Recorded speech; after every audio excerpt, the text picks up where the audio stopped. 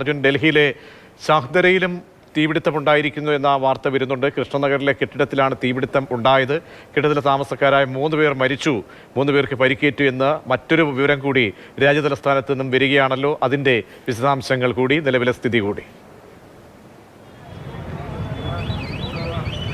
പ്രതീക്ഷ, അതൊരു ബഹുനില കെട്ടിടമായിരുന്നു ആൾ താമസം ഉണ്ടായിരുന്നത്. ആ ബഹുനില കെട്ടിടത്തിലാണ് ഇന്നലെ പുലർച്ചെ 2 മണിയോടുകൂടി അഗ്നിബാധ ഉണ്ടായത്. അവിടെ ഉണ്ടായിരുന്നവരെ പെട്ടെന്ന് തന്നെ ഫയർഫോഴ്സ് എത്തി ആ തീ കെടുത്താനായിട്ട് അവർക്ക് സാധിച്ചു. പക്ഷേ പുക ശ്വസിച്ചും അതുപോലെ തന്നെ പൊള്ളലേറ്റും 3 പേർക്ക് ജീവൻ നഷ്ടമായി. അവരെ ആശുപത്രിയിലേക്ക് മാറ്റിയ ശേഷമാണ് ജീവൻ നഷ്ടമായത്. ഒപ്പം തന്നെ ഉണ്ടായിരുന്ന മറ്റു 3 പേർക്ക് കൂടി ഇപ്പോൾ ഗുരുതരമായി പരിക്കേറ്റ് അവരെ ചികിത്സയിൽ ഇപ്പോൾ തുടർന്നുകൊണ്ടിരിക്കുകയാണ്.